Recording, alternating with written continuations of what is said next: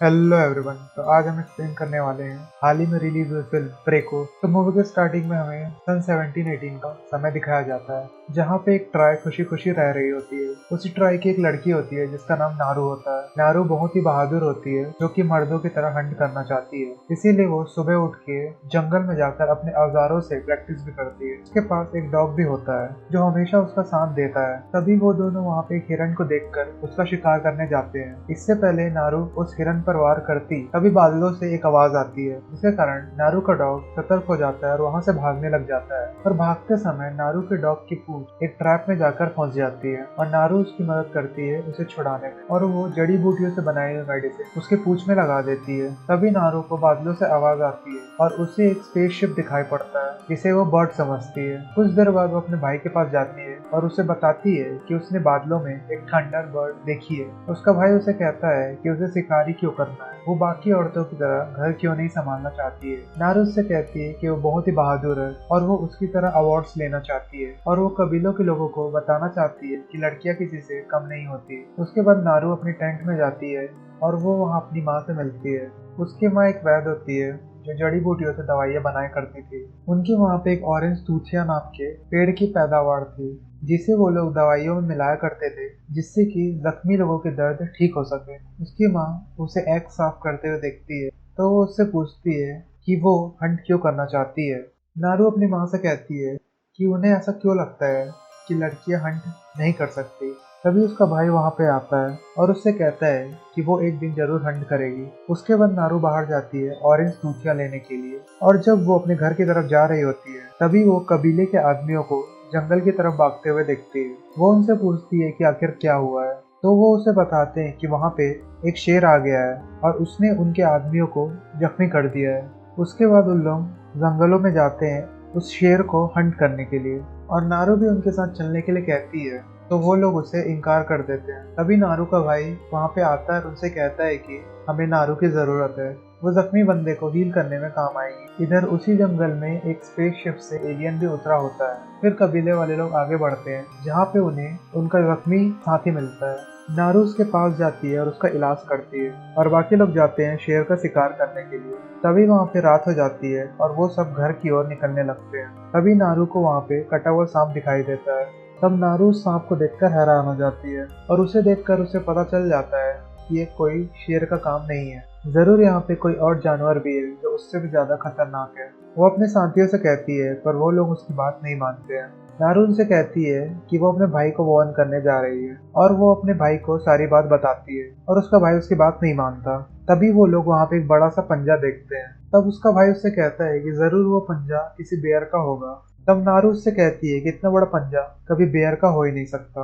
उसके बाद वो लोग एक बेट तैयार करते हैं लायन को पकड़ने के लिए, और फिर वो एक जानवर को मार के वहाँ पे रख देते हैं, क्योंकि जब एक लायन आए तो वो उन पे हमला कर सके। उसका भाई नारू और एक बंदे को पेड़ के ऊपर भेज देता है ताकि वो लोग पेड़ के ऊपर जाके निशाना लगा सके। तभी लॉयन उस बंदे के सामने आ जाता है और उसे काट खाता है। जब वो लॉयन नारू के सामने आता है तब नारू उसे मारने की कोशिश करती है। तभी उसकी टहनी टूट जाती है और वो नीचे गिरकर बेहोश हो जाती है। फिर जब वो उसकी आंखें खुलती है तो वो खुद को अपने घर पे पाती है, जहाँ पे उसकी माँ उसके लिए टी तैयार करती है और उसे पिलाती है। फिर उसकी माँ उससे कहती है कि जब उसके बस में नहीं है हंटिंग करना, तो वो हंटिंग करना क्यों चाहती है। वो तो अच्छा हुआ उसके भाई ने उसकी जान बचा ली। तभी उसका भाई शेर का कटा हुआ सर लेकर आता है, जिससे कबीले वाले खुश हो जाते हैं और वो उसे कबीले का अवार्ड देते हैं, जिससे उसे काफी खुशी होती है। नारू अपने भाई के पास जाती है और उससे कहती है कि लॉयन तो कुछ भी नहीं था, जरूर यहाँ पे कोई और जानवर भी है जो बहुत ही खतरनाक है और उन्हें उसे जान से मारना होगा। अगली सुबह नारू उठती है और अपने डॉग के साथ जंगल की ओर जाती है ताकि वो वहाँ के सबसे ज्यादा डेंजरस जानवर को पकड़ सके। वहीं पे उसको एक लकड़ी पे एलियन का खून मिलता है जो कि हरे रंग का होता है। इधर दूसरी तरफ एक खरगोश के पीछे एक लोमड़ी पड़ जाती है। तभी लोमड़ी के सामने एक एलियन आ जाता है जो कि पूरी तरीके से इनविजिबल होता है। जानवर उससे लड़ने लगता है और वो उसे मार गिराता है। इधर नारू शिकार से लड़ने की प्रैक्टिस कर रही होती है और वो अपने एक्स में एक रस्सी लगा देती है, जिसकी मदद से वो अपने एक्स को वापस बुला सके। इधर वो एलियन एक गुफा में रुका होता है और वो यहाँ पे आया था धरती के सबसे ज्यादा ताकतवर जानवर को ढूंढने। अगली सुबह नारू एक जगह पे पहुंचती है जहाँ पे उसे वुल्व्स के कंकाल मिलते हैं। उसके बाद वो एक जंगल की ओर जाती है जहाँ पे वो एक दलदल में फंस जाती है। इधर एलियन भी उस लैंड में पहुंचता है।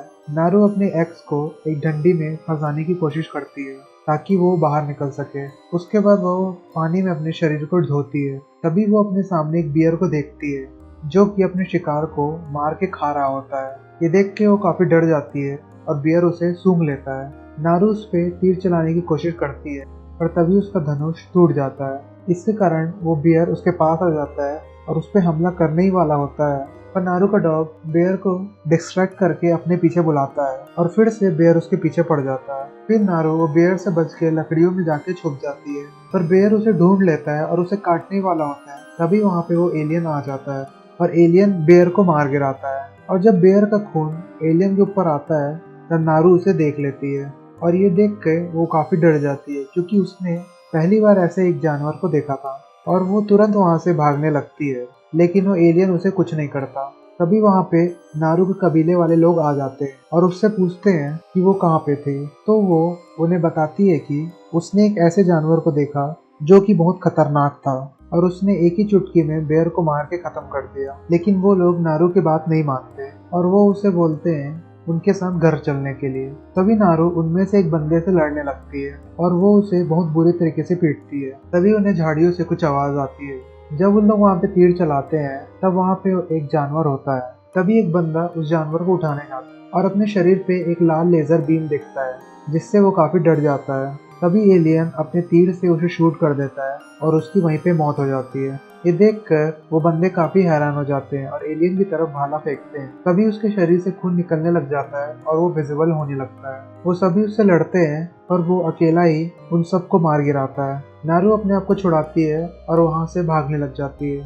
तभी नारू को एक लड़का मिलता है जो उसे नीचे रहने के लिए कहता है और वो उसे बताता है कि जब वो प्राणी यहाँ पे आएगा तब वो उस पे हमला कर देंगे। फिर वो एलियन अपनी टेक्नोलॉजी से डिटेक्ट करता है कि वहाँ पे 2 लोग हैं।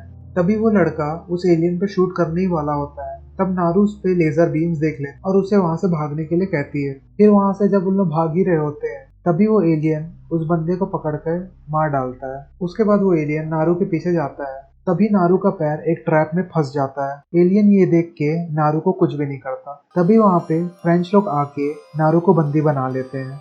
वो नारू से पूछते हैं कि उसने उस क्रीचर को देखा क्या, और वो उसे बताते हैं उसने उनके बहुत सारे साथियों को मार डाला है और अब वो उसका शिकार करना चाहते हैं। नारू उनसे कहती है कि वो इनविजिबल था इसलिए वो उसका चेहरा नहीं देख पाई।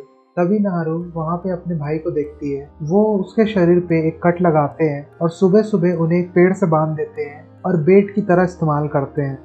उनका प्लान होता है कि जब एलियन उनके लिए वहाँ पे आए तो वो उसे मार डाले। वो एलियन काफी शातिर होता है जो कि समझ जाता है कि वो लोग एक बेट है। इस कारण से एलियन सबसे पहले वो फ्रेंच लोगों के पास जाता है और एक एक करके उनको मारने लगता है। ये लोग उसको अपनी गन से शूट भी करते हैं पर उसको बुलेट्स का कोई भी असर नहीं हो रहा होता है। तभी नारू को एक पत्थर मिलता है जिससे वो अपनी रस्सी काटने की कोशिश करती है और वो वहाँ से छूट जाते हैं। तभी वो एलियन वहाँ पे एक गैजेट छोड़ता है जिसे देखकर फ्रेंच लोग हैरान हो जाते हैं। तभी वो गैजेट हवा में उड़ता है और एक एक करके उन्हें मार डालता है। तभी नारू अपने भाई से कहती है कि वो अपने डॉग को बचाने जा रही है। तभी नारू वो फ्रेंच के अड्डों में पहुंचती है और वहाँ पे बहुत सारे मर्दों को देखती है और उनका सामना करके एक एक करके उन्हें मार डालती है। फिर वो अपने डॉग को छुड़ा लेती है और उसे कहती है कि वो कबीले में वापस चला जाए। तभी उसी वक्त लड़ाई करते हुए उस एलियन को भी काफी चोट लग गई होती है और उसका काफी खून बह रहा होता है, इसलिए वो अपने गैजेट से मेडिसिन निकालता है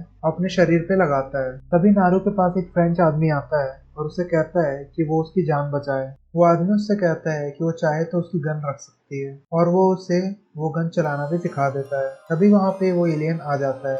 इसके कारण नारू पेड़ के पीछे छुप जाती है और वो बंदा मरने की एक्टिंग करता है ताकि वो जिंदा बच सके। फिर वो एलियन अपने आंखों से उस बंदे को स्कैन करता है और उसे पता चल जाता है कि वो मरा नहीं है बल्कि जिंदा है और वो उसे जान से मार डालता है। फिर जब वो पेड़ की तरफ देखता है तो उसे वहाँ पे कोई भी नजर नहीं आता है। तब नारू समझ जाती है कि जो फूल उसके पास है उसकी वजह से वो उसे नहीं देख पा रहा है। तभी उस एलियन पे नारू का भाई हमला कर देता है और वो एलियन उससे लड़ने लगता है और नारू भी उसके पास आके उसका सामना करती है। वो दोनों उसे मारने ही वाले होते हैं, तभी वो एलियन विजिबल हो जाता है जिससे वो नारू के भाई को बाहर गिराता है और नारू वहाँ से भाग निकलती है। फिर नारू अपने कबीले में पहुँचती है और अपने भाई की मौत की खबर सबको देती है, जिससे सभी लोग काफी दुखी होते हैं और उसकी माँ बहुत रोती है। नारू अब जंगल में ही होती है, तभी वो नदी के पास एक फ्रेंच आदमी को देखती है जिसने उन लोगों को बंदी बनाया था और उस पर हमला करके उसे बेहोश कर देती है। फिर जब वो आदमी की आंखें खुलती है तो वो अपना पैर कटा हुआ पाता है।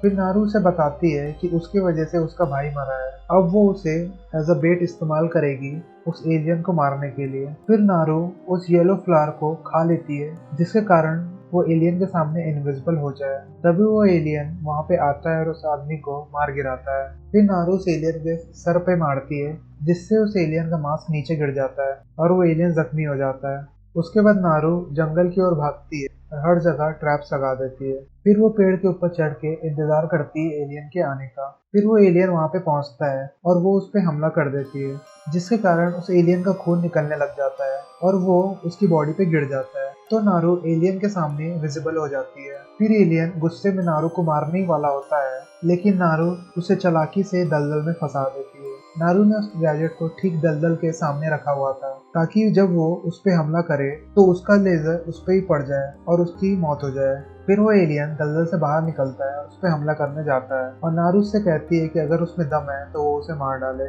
फिर वो नारू को शूट करता है और उसकी गोली घूमकर उसे ही लग जाती है। फिर अगले सुबह नारू अपने कबीले में पहुंचती है जहाँ पे वो उस एलियन का कटा हुआ सर लेकर आई थी। वो उसके सर को अपने मुखिया के आगे फेंकती है और कहती है कि उसने अपने भाई की मौत का बदला ले लिया है और सभी उसे अवार्ड देते हैं और खूब जश्न मनाते हैं। और इसी के साथ ये साबित हो जाता है कि लड़कियां भी हंटर बन सकती है। नारू सबसे कहती है कि उन्हें यहाँ से निकलना होगा क्योंकि उस क्रीचर के और भी साथी आएंगे उन्हें मारने के लिए। और इसी के साथ ये मूवी यहीं पर खत्म हो जाती है। तो गाइस, आई होप आज की एक्सप्लेनेशन वीडियो आपको पसंद आई होगी। अगर पसंद आई है तो इस वीडियो को लाइक और शेयर करना मत भूलना और इसी तरह की एक्सप्लेनेशन वीडियोस और भी देखना चाहते हो तो इस चैनल को जरूर सब्सक्राइब करना। मिलते हैं नेक्स्ट वीडियो में। Bye bye.